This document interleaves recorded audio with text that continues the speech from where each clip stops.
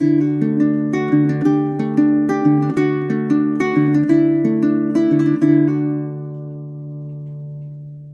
guys, Doug the Michigan Piper coming to you from the Pipe Rest again, and I am smoking again in my Peterson 305, giving another shot here. Still getting used to that P-lip,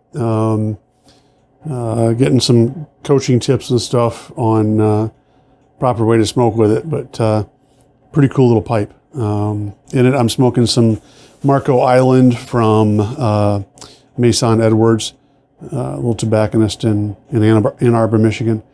You guys have heard me talk about before, so just figured I'd get on today, and it's a lazy Sunday afternoon, and do a quick video. I had something interesting happen lately.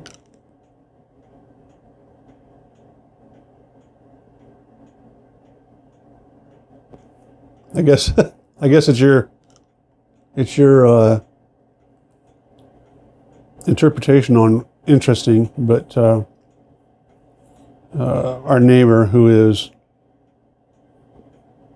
she's a sweetheart. She knows we have a music room. She's been to our house before, and you know, I've got three different ukuleles there, a guitar, a banjo, my son's saxophone, my keyboard, just a bunch of other stuff. And I guess I should back up a little bit and tell you that I'm not really this great musician. I just like tinkering around with different instruments. And so, you know, I may know a song or two on each one of them or whatever, but you know, I just like to pick them up at random and play them. Well, she came over, man, what was that? I don't know, last year sometime. And she brings over a violin. And it's a super old violin.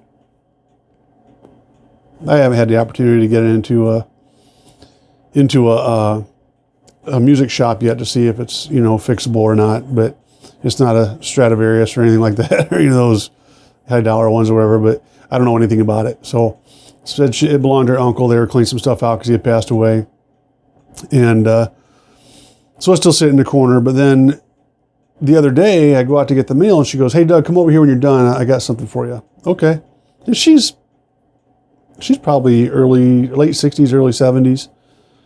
And so I go over there and she hands me this box and she goes, "This is my uncle's. I don't know what to do with it, and I know you'd appreciate it." I'm like, "What is it?" She goes, "It's a clarinet." Okay. I don't know, I'm going to do the clarinet. So I took it home, and curiosity killed the cat, and I pulled it apart, or pulled it out of the box and put it together. If you're at all familiar, man, I can't talk. If you're at all familiar with clarinets, they come in a bunch of different pieces. So the box is like yay, and then you pull it out, put all the pieces together, unlike most instruments that are all just stay together. And so I pulled it out. My son plays the saxophone, so he kind of talked me through how to get the reeds set up in it and everything.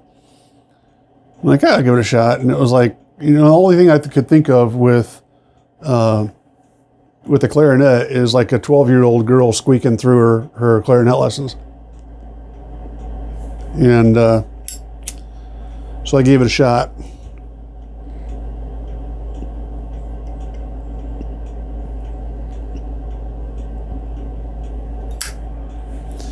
And as can be expected, there was a lot of squeaking that went on. But I stuck with it, and it's actually kind of fun.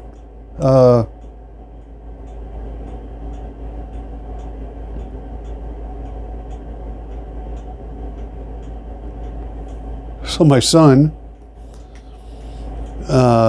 started getting out some music and stuff, and I got to where I could get a regular tone and less squeaks and all that jazz. And we actually started playing some stuff together and, you know, harmonizing and stuff. And I'm like, I could get into this. So it's kind of like riding a moped, you know. It's like it's fun till somebody sees you.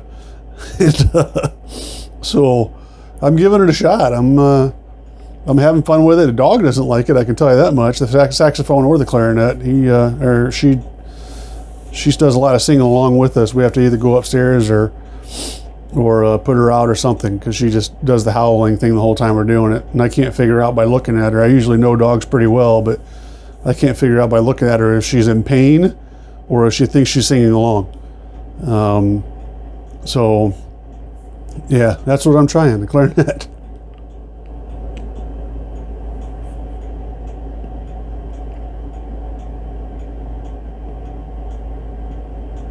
Been doing a lot of thinking the last couple of days on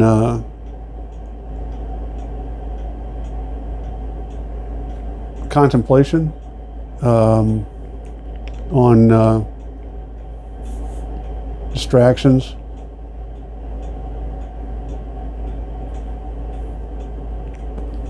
And I'm like, well, I'll do a video on contemplation. And then realized that I already done a video on contemplation a while back.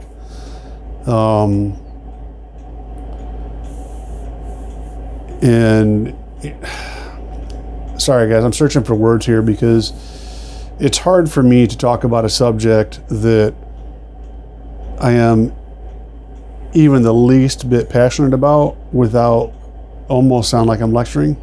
Honey chai tea again. Honey chai turmeric tea. But I really think that one of the biggest downfalls of our society today is a lack of contemplation. I chalk that up to why the YTPC is such a good group.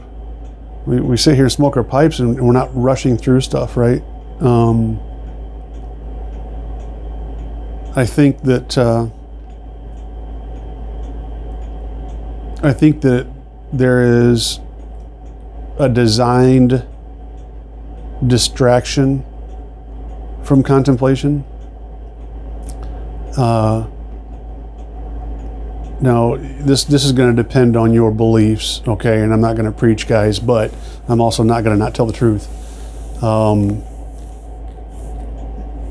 I believe that there is a spiritual battle going on as we speak. But even if you don't, if you just think about it, the less you contemplate things, the less you know where you stand, and the slipperier slope it is that you stand on.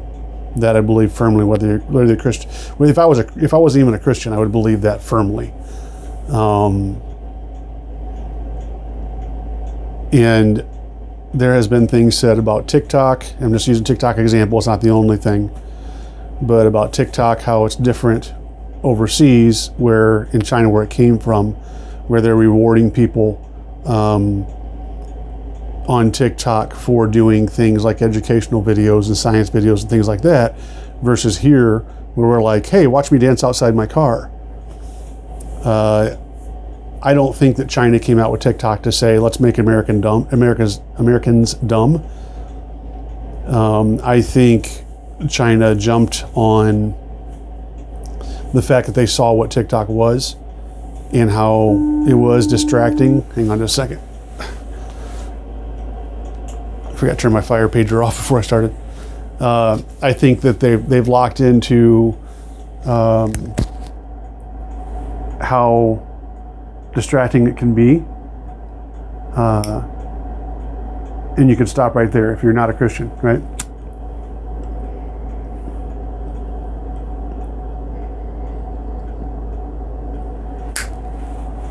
However, and we'll say this thing seems to smoke creamier, if that makes any sense. It's really good. However, if you keep going, you know, in the faith side of things, I also believe that, like I said, there's a spiritual battle going on right now, and I believe that is one of the main tenets of the battle is distraction.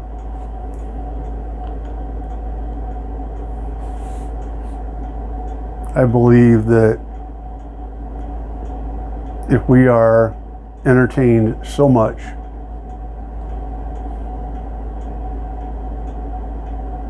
that we don't want to stop and take the time or the effort to think about things,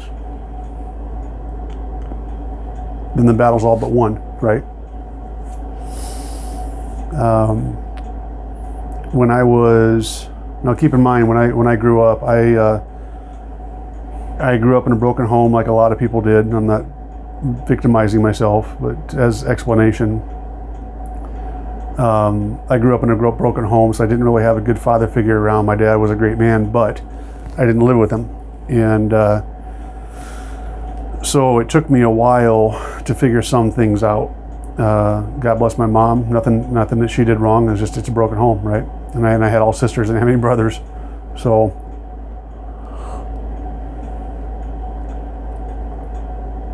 it took me a while. One of the things that took me a while to figure out was contemplation. You know, I was in my late 20s, early 30s, and I would sit down with a cup of coffee in the kitchen in the morning before work. And I thought there was something wrong with me because it felt good just to stare. Don't get me wrong, there was things going through my mind, but it just felt good just to sit there and just be like, just not necessarily working at solving problems as much as it was just thinking things through, just absorbing my surroundings, just relaxing in the moment, until I realized that was contemplation, right?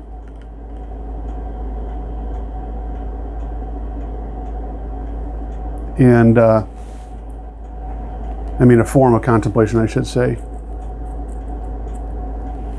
And I have grown leaps and bounds as a man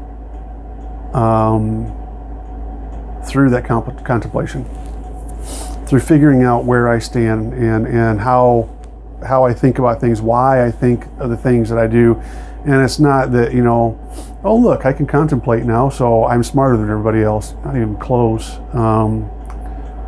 But that's why I think it is a design, spiritually speaking, there is a design out there to distract us from that contemplation, especially with this next generation. And I'm not playing old man here where I'm bashing the next generation, because there are some that get it, but they are so inundated with not just social media. I was going to say social media, but it's getting so easy to say that nowadays. But inundated with everything that takes time from them, or that they allow to take time from them, that they are not stopping to contemplate things. And I think that the biggest danger in that is I think that a lot of them think that they are. They think that, you know, something comes at them, they make a decision on it in a spur of the moment, and that's contemplation. That's not contemplation. That's rapid fire answering. And that's why, you know, we joke a lot of times about maybe the world leaders need to all sit around the pipe, or maybe everybody needs to sit around the pipe. It's mandatory, right? Not that I'm suggesting that, but it's a joke, right? But I think that's why. It's a big reason why, is because if people would just slow down, even if it's for a half an hour to an hour, just to sit down and contemplate things. I mean, sometimes for me, contemplation is thinking long and hard about something, anything. Other times, contemplation is just sitting there and allowing things to come to me. Because what I've found is, if I sit down just to relax and just without the TV on, without the phone going, without checking out videos, or Facebook, or TikTok, or Instagram, or whatever else, Twitter, a lot of times the things that are heavy on my mind will come to the forefront.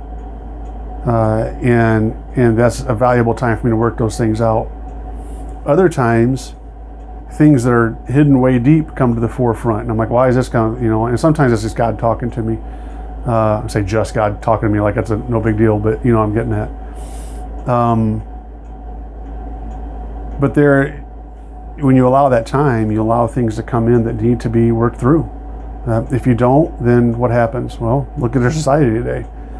Super high anxiety rates, super high depression rates, super high rates of people feeling overwhelmed. I mean, just the list goes on and on. So yeah, we're already at 15 minutes, guys. I've been trying to keep my videos pretty short, so I'll leave it there. But man, I'd love to hear your guys' take on that, on contemplation, on your contemplation. How do you work through things? How do you spend your time contemplating?